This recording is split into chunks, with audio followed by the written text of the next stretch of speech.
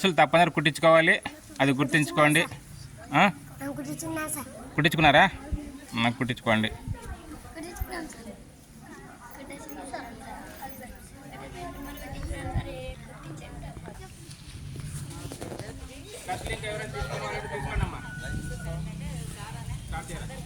Start చేసిన sir. ఈరోజు August 6వ తేదీ హిరోషిమా డే. చెప్పండి. Seema day. Hiroshima day. Hiroshima day అంటే మనకు మొదటి ప్రపంచ యుద్ధం, రెండవ ప్రపంచ యుద్ధం జరిగినాయి. రెండవ ప్రపంచ యుద్ధ కాలంలో 1940 సంవత్సరంలో ఆగస్టు 6వ తేదీ అమెరికా ఏం చేసిందంటే జపాన్లోని హిరోషిమా అనేటువంటి పట్టణం మీద అణుబాంబు వేసింది. ఏమేసింది? అణుబాంబు. ఈ అణుబాంబు వేయడం వల్ల ఏమైందంటే ఆ పట్టణమే అంతా నాశనం అయిపోయింది. అంటే అక్కడ అనేక మంది చనిపోయినారు, తర్వాత అనేక మంది వికలాంగులు అయినారు. తర్వాత భూమి కూడా ఇప్పుడు మనకుంది కదా నేల సారవంతం అంతా పోయింది. అక్కడ పంటలు ఏం పండవు. అయితే ఆయన అప్పుడు దాన్ని కనిపెట్టినటువంటి వ్యక్తి ఆల్ఫ్రెడ్ నోబెల్. చెప్పండి ఎవరు? August Nobel. ఆయన దేనికోసం కనిపెట్టాడంటే మన ప్రపంచ మానవాళి మంచి కోసం కనిపెట్టాడు ఆయన దాన్ని. అర్థమైందా? అణుబాంబుని. అయితే మనం ఏం చేస్తున్నామంటే దాన్ని నాశనానికి వాడుతున్నాం.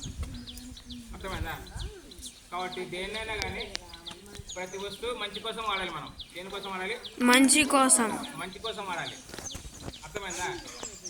తర్వాత రెండవది ఏంటంటే మనకు ఇప్పుడు ఏదన్నా సెల్ ఫోన్ చూడాలన్నా, టీవీ చూడాలన్నా ముఖ్యంగా నెట్ అవసరం కదా.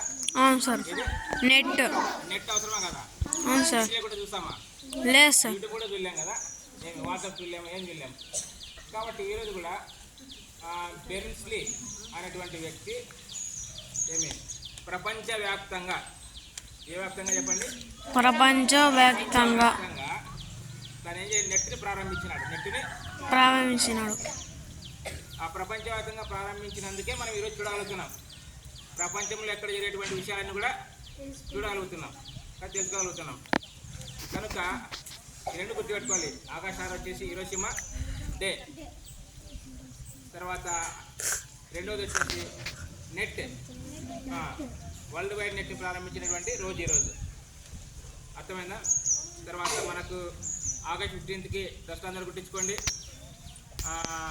కొంతమంది అమ్మాయిలు డ్యాన్స్ నేర్చుకుంటారు, చక్కగా నేర్చుకుంటారు. అర్థమైందా?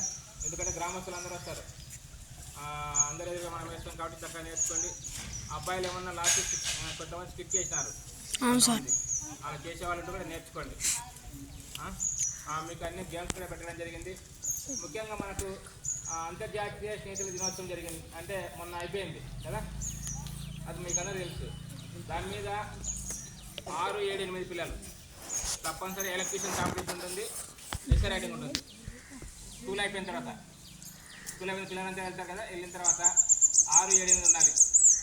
వాళ్ళు ఎలక్ట్రీషియన్ చెప్పాలి. తర్వాత స్నేహితుల వల్ల మనకు వచ్చే లాభాలు ఏంటి, నష్టాలు ఏంటి, స్నేహితుల వల్ల మనకు వచ్చే లాభాలు ఏంటి, నష్టాలు ఏంటి, దాని మీద మాట్లాడాలా, దాని గురించి రాయాలి.